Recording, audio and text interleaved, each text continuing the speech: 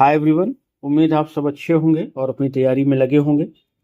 जैसा कि आप थंबनेल से जान ही गए होंगे कि आज हम बात करने वाले हैं history of old English period की, जो कि 450 से 1066 तक माना जाता है। जब हम इस पीरियड की बात करते हैं तो हमारे दिमाग में ब्यूवुल्फ का नाम आ जाता है, विड सिट पोयम का नाम आ जाता है, द सी फेयरर का नाम आ जाता है, और बहुत सारे अलग अलग राइटर्स जैसे कि कैडमॉन हैं, सिनेवोल्फ हैं, बीर द वल्नरेबल हैं। इन सभी के नाम हमारे दिमाग में आते हैं। इन सभी के हम नाम और उनके वर्क्स को डिस्कस करेंगे इस सेशन में। और ये सेशन जो है आपका ओल्ड इंग्लिश पीरियड पर बेस्ड होगा, जिसको हम एंग्लो सेक्शन पीरियड भी कहते हैं। इसका दूसरा नाम क्या है आपका? Anglo Saxon period. ये एंग्लो सेक्शन यहाँ से ले लीजिए, इसमें पीरियड जोड़ दीजिए। ठीक है। इसके बाद जो पीरियड शुरू होगा 1066 के बाद से, उसको हम एंग्लो नॉर्मन पीरियड कहते हैं, या कहिए कि 1066 से लेकर के 1350 तक। उसके बाद के पीरियड को हम एज ऑफ चौसर के नाम से जानते हैं। वैसे कई जगह आपको देखने को मिलेगा कि ये जो आपका एंग्लो नॉर्मन पीरियड है, उसको हम मिडिल इंग्लिश पीरियड भी कहते हैं। ठीक है भाई। तो ये कुछ पॉइंट हैं जो आपको इनके बारे में ध्यान रखने हैं। इसके बाद the old English period is the earliest phase of English literature. ये भी बात हमें पता है कि इंग्लिश लिटरेचर का जो अर्लीस्ट फेज है वो ओल्ड इंग्लिश पीरियड ही है, क्योंकि इसी दौरान हमें कुछ एक कृतियां ऐसी मिलती हैं कि जिसमें कुछ बहुत अंग्रेजी भाषा के आसार दिखाई देने लगते हैं। थोड़े थोड़े, बहुत बड़ी मात्रा में नहीं, बहुत कम मात्रा में। Beginning with the arrival of Anglo sections in Britain.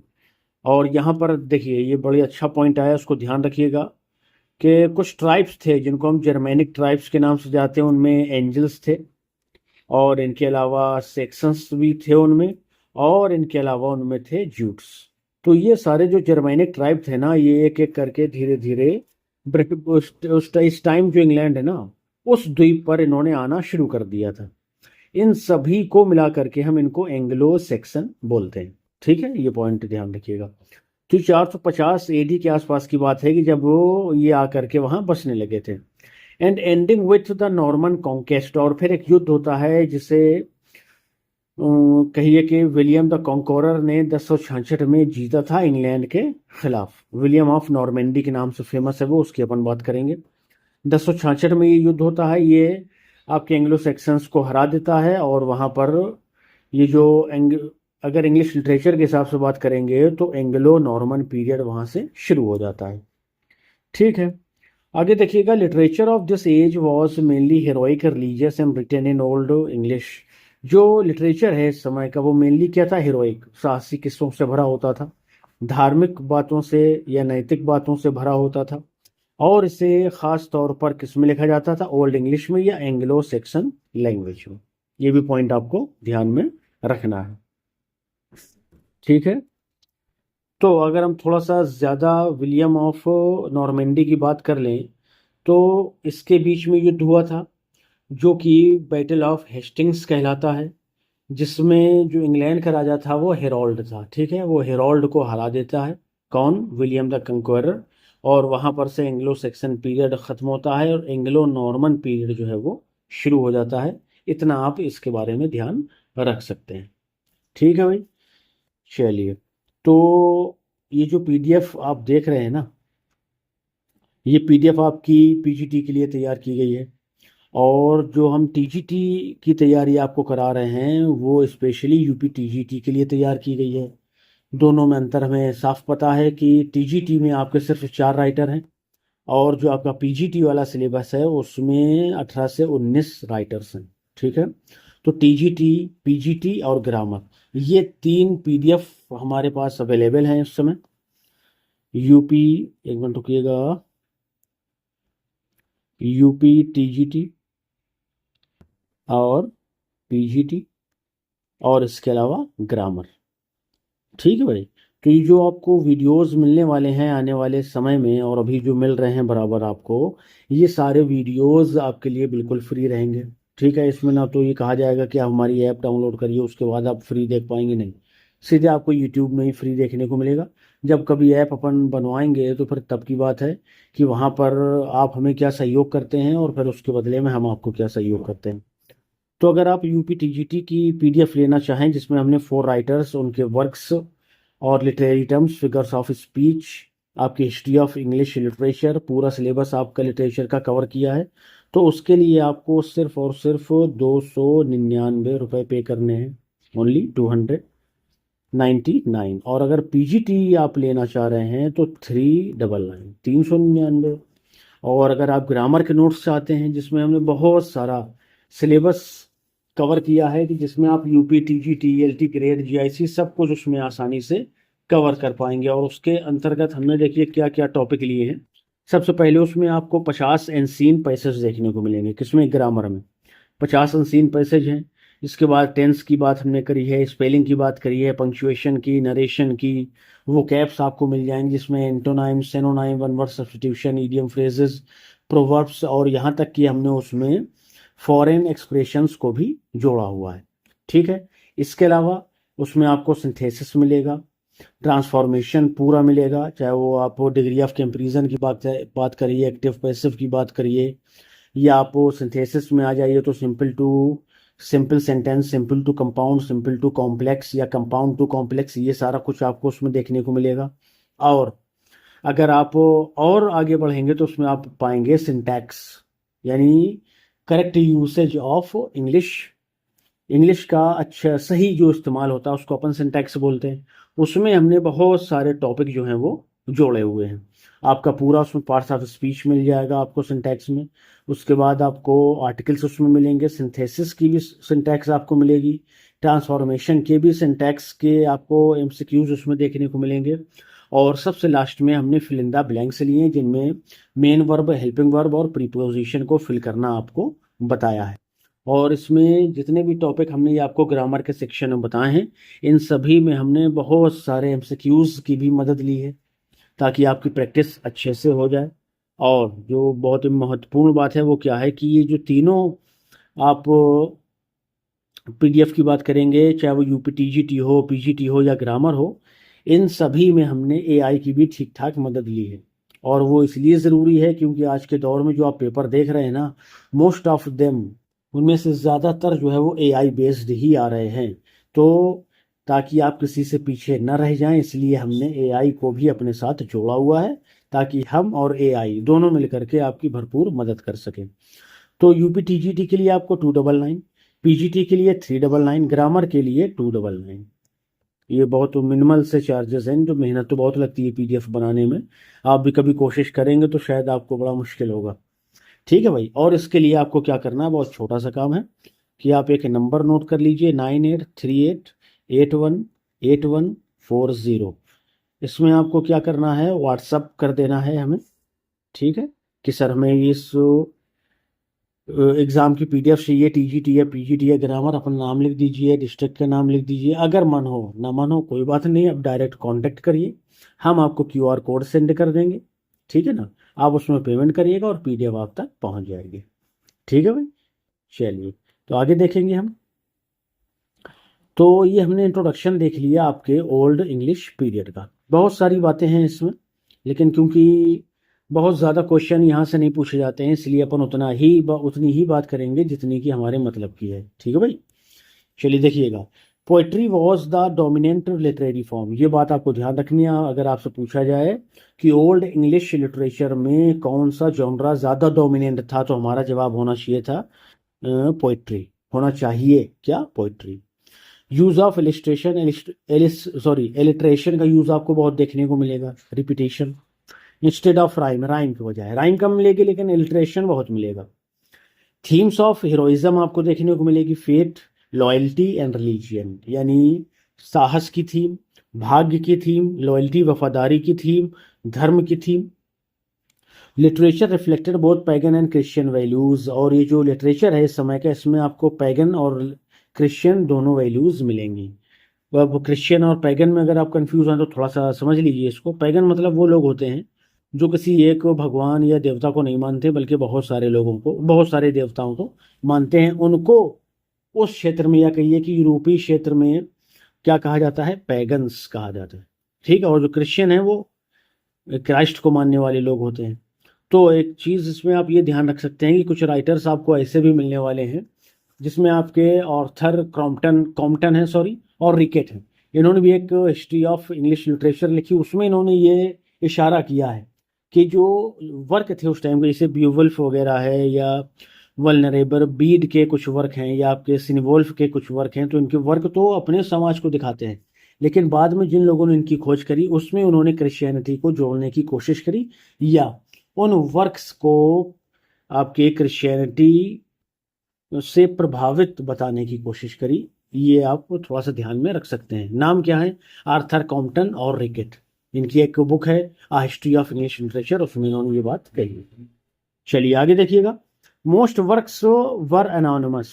ज़्यादातर जो वर्क है ना वो एनोनिमस है। क्यों है? क्योंकि उस समय कोई इतिहास लिखने का चलन ज़्यादा तो था नहीं, और अगर लिखा भी जाता था तो किताबें छपने का चलन नहीं था, सब हैंड रिटन काम होता था आपका। इसलिए जो ज़्यादातर वर्क है ना वो एनोनिमस ही हैं। कुछ एक में जिनमें खुद राइटर्स ने अपना नाम लिख छोड़ा है तो उनमें हमें उनके नाम मिल जाते हैं। अच्छा, इस दौर के बारे में बहुत सारी कहानियां भी बड़ी फेमस हैं। जैसे ये लोग एक दूसरे से वफादार बहुत थे, अपनी जो इनकी जो पत्नियां होती थी उनके प्रति बहुत वफादार थे, अपने दोस्तों के प्रति, अपने कबीले वालों के प्रति बहुत ज़्यादा वफादार थे, और जो राजा थे वो भी बहुत ज़्यादा वफादार थे इस समय के। और उसके लिए हम आपको एक एग्जाम्पल देना चाह रहे हैं या आपको एक कहानी बता दें छोटी सी, कि जिसको आपको सुन करके अच्छा लगेगा। ये कहानी जो है, एक ये कहिए कि वफादारी की कहानी है, ईमानदारी की कहानी है, लालच से बिल्कुल खाली है। और वो कहानी किन दो लोगों की है? एक तो है आपका अरमेनरिच, ठीक है, ये एक राजा था, और जो दूसरे राजा थे वो थे ऑस्ट्रोगोथ और थियोडोरी, थियोडोरिक कहिए इनको, थियोडोरिक थे। ठीक। हुआ क्या कि एरमेनरिच ने इनके ऊपर हमला किया। हमला करने के बाद कुछ इनके लोगों को बंदी बना लिया, और इनको छोड़ने के बदले में उसने क्या शर्त रखी कि तुम्हें अपना पूरा साम्राज्य मेरे सामने सरेंडर करना पड़ेगा, यानी मुझे सौंपना पड़ेगा। ठीक है। थियोडोरिक्स की जो किंगडम थी, जो साम्राज्य था, तो एरमेनरिच ने सीधे ये शर्त रखी कि राज्य दो, अपने लोगों को ले जाओ। अब और कोई भी राजा होता नॉर्मली तो क्या करता कि कुछ ही लोगों की तो बात है, 10-5 हैं, 100 हैं, 50 हैं, लेकिन यहाँ तो हजारों लाखों लोगों की बात है हमारे राज्य में जो मौजूद हैं, साम्राज्य में मौजूद हैं। लेकिन आप वफादारी और अपने लोगों के प्रति उनका जज्बा देखिए कि वो तैयार हो जाता है कि ठीक है, मैं तुम्हें पूरा साम्राज्य देता हूँ, तुम मेरे लोगों को छोड़ दो। तो ऐसी भी कहानियां, ऐसे भी लेजेंड आपको उस समय सुनने को मिलेंगे कि लोग जो है इस तरह के भी थे उस समय, कि जो अपने फायदे के नहीं सोचते थे, बल्कि अपनी जिंदगी को दूसरों पर न्यौछावर करने, अपना सब कुछ दूसरों पर न्यौछावर करने के लिए तैयार रहते थे। ठीक है भाई। तो दो नाम आपको ध्यान रखना है, अगर आपको कभी ये कहानी कहीं लिखनी पड़ जाए, किसी को बतानी पड़ जाए। एरमेनरिच, ठीक है, ERMENRICH, एरमेनरिच, ये पहला नाम हो गया। दूसरा नाम है ऑस्ट्रोगोथ। ये वो राजा है जिसने अपना पूरा साम्राज्य अपने कुछ लोगों को छुड़ाने के लिए क्या किया था? न्यौछावर कर दिया था। OSTRO और GOTH, ऑस्ट्रोगोथ। ठीक है भाई। तो ऐसे भी लीजेंड आपको इस एज से रिलेटेड पढ़ने को सुनने को मिलेंगे।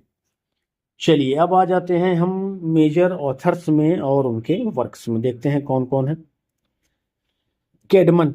केडमन से पहले हम अगर बात करना चाहें ना तो बीड की बात कर लीजिए। बीड इसमें शायद नहीं है, इनको आप कहीं पर नोट कर लीजिएगा, बीड।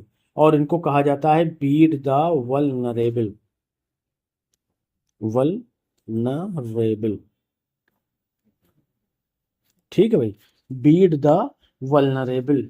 ये जो हैं आपके केडमन की तरह ही बड़े महान ऑथर हुए हैं उस समय के, जिनके बारे में बहुत सारी चीज़ें जो हैं वो फेमस हैं, प्रसिद्ध हैं।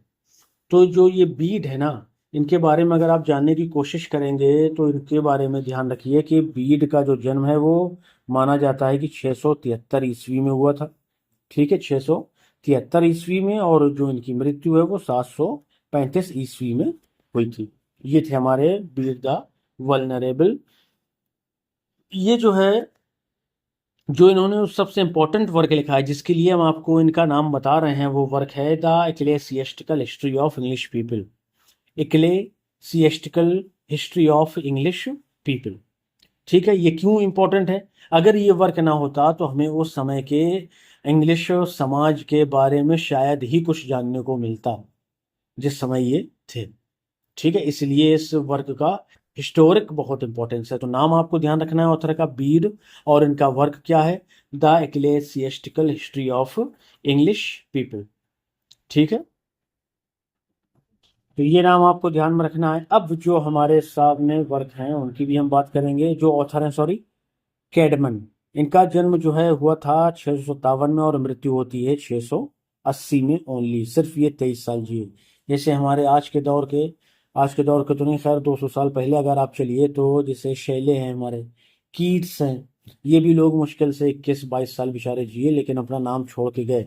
वैसे ही कैडमन है considered the first non English poet, इन्हें पहला अंग्रेजी का कवि माना जाता है। फेमस वर्क कौन कौन से, कैडमन से हिम्स हैं, और इसके अलावा इन्होंने road religious poetry based on biblical themes पर भी कुछ इन्होंने वर्क लिखे या पोइट्री करी है इन्होंने। ठीक है, आगे देखिएगा सिनेवुल्फ, ये जो है हमारे 18th सेंचुरी में आते हैं। इनके अगर आप जन्म और मृत्यु की बात करिए तो अगर हम मुश्किल से ही कोई बात तो कह सकते हैं कि कब इनका जन्म हुआ, कब इनकी मृत्यु हुई, लेकिन हम नाम इनका जानते हैं कि सिनेवुल्फ नाम है इनका, और ये 8वीं शताब्दी में हुए हैं। One of the few Old English poets whose name is unknown, one of, sorry, known, ये उन कुछ इंग्लिश पोएट्स में से एक हैं जिनका नाम आज हम जानते हैं। मेजर वर्क्स देख लीजिए, the Christ, Juliana, Elene, the fates of apostles, apostle मतलब मैसेंजर, आप समझ लीजिए, मैसेंजर से निचली कैटेगरी जो होती है। चलिए, अगला नाम जो है हमारे सामने वो है किंग एल्फ्रेड द ग्रेट, जिनका जन्म 849 में हुआ और मृत्यु 899 में हुई इनकी। Known as the father of English prose, ये पॉइंट आप ध्यान रख सकते हैं कि किंग एल्फ्रेड को फादर ऑफ इंग्लिश प्रोज कहा जाता है। इनकरेज लर्निंग एंड ट्रांसलेशन, इन्होंने ही लर्निंग यानी सीखने सिखाने या ज्ञान हासिल करने और ट्रांसलेशन के लिए दूसरों को क्या किया, इनकरेज किया। मेजर वर्क्स देख लीजिए, पेस्टोरल केयर, पेस्टोरल केयर की बात करिए, मेजर वर्क्स, अच्छा ट्रांसलेशन है ये, पेस्टोरल केयर और एक्लेसियास्टिकल हिस्ट्री ऑफ, अच्छा ये इनका वर्क है, वहाँ पर बीड में बता आए हैं इसको। चलिए आप इसको देख लीजिएगा और कमेंट में बताइएगा कि किसका वर्क है दोनों में से। द कॉन्सोलेशन ऑफ फिलोसफी, ठीक है, ये भी इनका एक वर्क है। अगला नाम हमारे सामने आता है एल्फ्रिक का। एल्फ्रिक जो है वो 955 में इनका जन्म हुआ, 1010 तक जीवित रहे। इंपॉर्टेंट प्रोज राइटर हैं और स्कॉलर हैं। मेजर वर्क कैथलिक होमलीज हैं और लिव्स ऑफ सेंट्स, ये दो वर्क हैं इनके। अगला देखेंगे वुल्स्टन है, ये 960 में इनका जन्म होता है। Famous religious writer and preacher. Major work है आपका Sermo Lupi ad Anglos. Important anonymous work, जो सबसे फेमस इस समय का वर्क है वो है हमारा बियोवुल्फ। बियोवुल्फ के राइटर के बारे में हमारे पास कोई भी आधिकारिक या अनाधिकारिक, यानी ऐसा कहिए कि ऑफिशियल अनऑफिशियल, इसके राइटर्स के बारे में कुछ भी नहीं पता है। ये भी एनोनिमस वर्क है, जैसा कि हमने अभी बात की थी कि जो अक्सर वर्क हैं इस एज के, उनमें राइटर्स के नाम मेंशन नहीं है। इसके बारे में थोड़ा सा देख लीजिए कि ये ग्रेटेस्ट एपिक पोएम कहलाती है ओल्ड इंग्लिश लिटरेचर की। हीरो इसमें बियोवुल्फ है। डिफीट्स ग्रेंडल, ये ग्रेंडल को हराता है, ग्रेंडल की माँ को भी, और आखिर में एक ड्रैगन को, और उसी ड्रैगन के वार या उसकी जहर की वजह से ही बियोवुल्फ की मौत हो जाती है। अच्छा, एक और चीज़ देखिए, थोड़ी सी कहानी इसमें क्या है कि ये जो बियोवुल्फ है बड़ा बहादुर व्यक्ति माना जाता है या इसमें बताया गया है। और ये जो बियोवुल्फ है, इसको एक बात सुनने को मिलती है कि कुछ दूरी पर यहाँ से रॉथगर नाम का एक राजा है जिसके ऊपर ग्रेंडल ने हमला किया, उसके बहुत सारे लोगों को मार दिया, और आए दिन वो उसके राज्य में हमला करता है, लोगों को मार करके खा जाता है या घसीट करके अपनी गुफा में, जो कि समंदर के अंदर, वहां ले जाता है। तो बियोवुल्फ वहां पर जाने का फैसला करता है और ये पहुंच भी जाता है। पहुंचने के बाद वो उसी डाइनिंग हॉल में जिसमें वो हमला करता था ग्रेंडल, उसी में जा करके अपने साथियों के साथ में रुकता है। बहुत ज़बरदस्त लंच होता है और पार्टी होती है, और राजा उससे कहता है कि बस अब पार्टी वार्टी कर लिए, अब यहाँ से चलो, नहीं तो ग्रेंडल आएगा तो फिर वो हमला करेगा। तो फिर जो बियोवुल्फ है वो कहता है कि हम यहाँ आए ही इसीलिए हैं कि उसका सामना हो। वो राजा को और उनकी प्रजा को वहाँ से कहता है कि आप लोग जाइए, हम उसे संभालेंगे।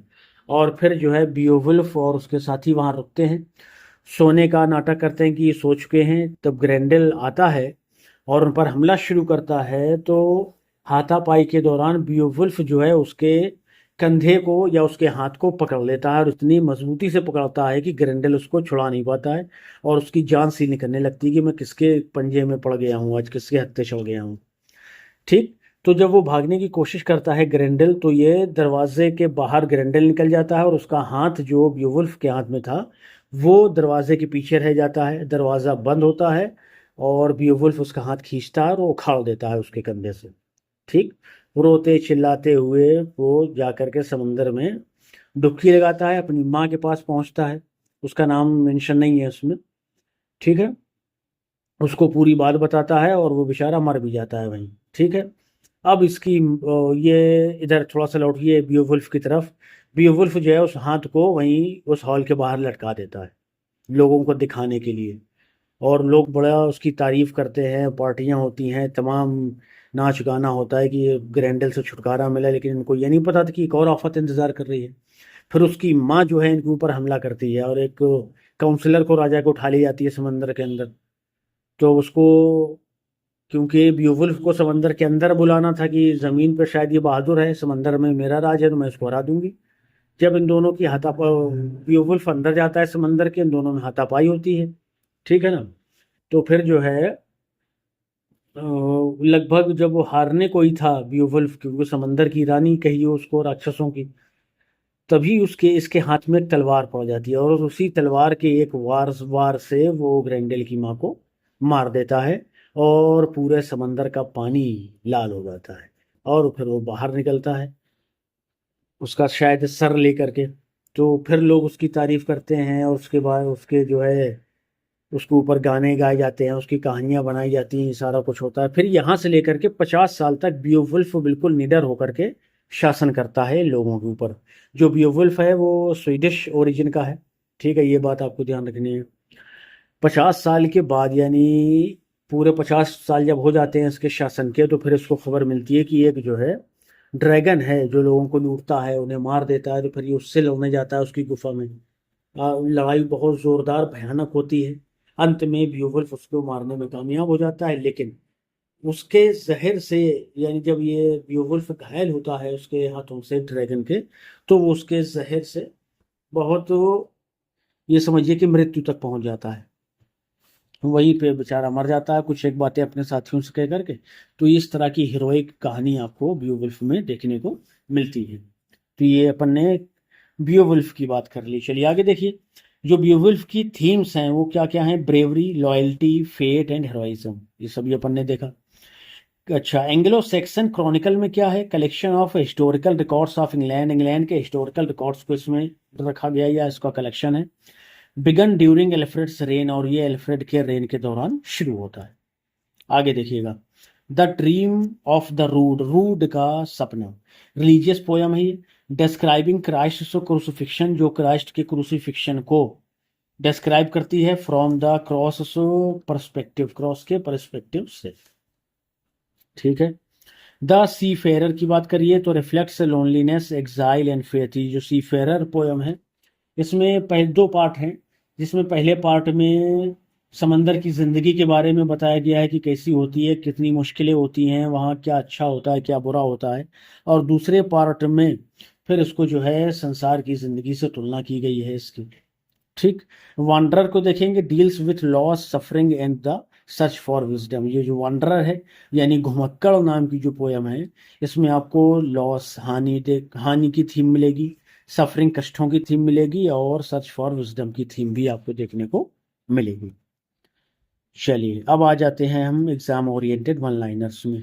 देखिए ये जो पीडीएफ आप देख रहे हैं, इसी पीडीएफ की हमने आप सभी बात करी है कि हमने उसको इस तरह से डिज़ाइन किया है कि जो भी आपका सिलेबस है वो तो कवर होगा ही, जो भी वर्क हो या जिस भी एज की हम बात करेंगे, सब के लास्ट में हमने क्या किया है कि वन लाइनर जोड़ रखे हैं, ताकि जो भी आप पढ़ करके आए वीडियो में देखें या अपने नोट्स में पढ़ें, उसके बाद आप मुश्किल से 2 मिनट के अंदर उसको क्या करें, रिवाइज कर लें। इसलिए हमने ये वन लाइनर्स जोड़े हैं। और ये आपके लिए, ये समझिए कि एग्जाम में आपके ये बिल्कुल निशाने पर तीर का काम करेंगे। ठीक है ना, कि आपका जहाँ निशाना होगा जिस क्वेश्चन पर, और अगर आपने वन लाइनर्स को अच्छे से पढ़ा है तो तुरंत आप अपना तीर उसके निशाने पर लगा दें। ठीक, उस निशाने पर लगा देंगे। ठीक है भाई, चलिए। तो एग्जाम ओरिएंटेड वन लाइनर से देखेंगे। जो ओल्ड इंग्लिश का पीरियड है, ओल्ड इंग्लिश पीरियड, या हाँ, और या कहिए कि एंग्लो सेक्शन इंग्लिश पीरियड, ये भी आप कह सकते हो, जो 450 से 1066 तक। लैंग्वेज ओल्ड इंग्लिश यानी एंग्लो सेक्शन लैंग्वेज है। फर्स्ट इंग्लिश पोएट कैडमन को माना है। Father of English pros king Alfred the great को माना जाता है। ग्रेटेस्ट एपिक बियोवुल्फ, जो जिसकी अपन ने बात करी अभी। मेजर लिटरेरी फॉर्म पोइट्री, ये हमने बताया आपको कि ओल्ड इंग्लिश लिटरेचर का जो सबसे फेमस जॉनरा था वो क्या था, पोइट्री थी। डोमिनेंट टेक्निक क्या है, एलिट्रेशन। रिपीटिंग सेंटेंसेस आपको बहुत मिलेंगे, यानी एक सेंटेंस में कई कई शब्दों का, सॉरी अक्षरों का क्या होना, रिपीटिशन होना, वो हमारा एलिट्रेशन कहलाता है। एंड कब हुआ ये, नॉर्मन कॉन्केस्ट के बाद, यानी वॉर ऑफ हेस्टिंग जब हुआ, बैटल ऑफ हेस्टिंग, किसके बीच में, विलियम ऑफ नॉर्मंडी, जिसको हम विलियम द कंकरर के नाम से जानते हैं, और हेरोल्ड के बीच में, जो कि एंग्लो सेक्सन्स का आखिरी राजा था। इसमें विलियम जो थे वो हेरोल्ड को हरा देते हैं, और यहीं से एंग्लो सेक्सन साम्राज्य या उनका समय खत्म हो जाता है। कुछ पॉइंट है, मेमोरी टिप्स देखिए, याद रखिएगा। CCAAWB क्या है, C for Caedmon, C for Cynewulf, A for Alfred, A for Aelfric, और W फॉर वुल्स्टन, और B for Beowulf. Most important names of the old English period for competitive exams like UPTGT, PGT, NET and SET, इनको भी आप ध्यान रख सकते हैं। ठीक है भाई, तो ये था हमारा आज का सेशन, उम्मीद है आपको अच्छा लगा होगा। अगले सेशन में हम बात करेंगे मिडिल इंग्लिश पीरियड की। एक बार फिर से आपको बताते चले कि अगर आप इन वीडियोस का पूरे फायदा उठाना चाहते हैं, अपनी तैयारी को बूस्ट करना चाहते हैं, तो हमारी PDF ज़रूर लीजिए। उस PDF के लिए आपको बहुत कुछ नहीं करना है, 9838818140 पर मैसेज करना है। हम आपको एक QR कोड सेंड करेंगे, आप उसमें हमें एक मिनिमल सा चार्ज पे करिएगा, और उसके बाद आपकी PDF आपके हाथों में होगी। और जब ये PDF आपके हाथों में होगी तो आप वो बड़ी से बड़ी किताबें भूल जाएंगे, जिस तरह से हमने उसको डिज़ाइन किया, यानी जितने कंसाइज वे में हमने पूरा सिलेबस कवर करने की कोशिश की है, और कोई भी बिना इम्पोर्टेंट फैक्ट छोड़े हुए जो आपके एग्जाम में पूछने वाला हो। ठीक है भाई, तो हमारे पास आपके लिए UPTGT और PGT और साथ में ग्रामर के नोट्स हैं। UPTGT के लिए आपको 299 पे करने होंगे, PGT के लिए आपको 399, और ग्रामर के लिए 299 पे करने होंगे। बहुत मिनिमल सा चार्ज है, जो हमारी मेहनत को पूरी तरह से जस्टिफाई नहीं करेगा, लेकिन कोई नहीं, आप उससे फ़ायदा उठाइए, और अगर आपका सिलेक्शन हो जाए तो हमें ज़रूर बताइए कि आप सर आपकी PDF और आपकी वीडियोस से हमें ये स्थान या ये पोस्ट मिली है। तो बस हमें इतना जब पता चलेगा ना, तो ये हमारे लिए काफ़ी। ठीक है भाई, चलिए। हमने देखिए आपके लिए UPTGT और UPPGT दोनों की प्लेलिस्ट बना दी है। अभी UPTGT में 6 वीडियोस हम अभी तक कवर कर चुके हैं, वो आपको प्लेलिस्ट में मिल जाएंगे। UPPGT भी ये दूसरा वीडियो आज रिकॉर्ड हो रहा है, इसके बाद जो भी वीडियोस आएंगे वो आपको उन्हीं प्लेलिस्ट में देखने को मिल जाएंगे। ठीक है भाई, चलिए। चैनल पर पहली बार आए हैं तो सब्सक्राइब करिए, लाइक शेयर करिए, और अपने दोस्तों, मित्रों और अपने शुभ चिंतकों तक भी हमारे मैसेज को पहुंचाइए। ठीक है भाई, चलिए मिलते हैं नेक्स्ट वीडियो में। Till then bye bye, thank you.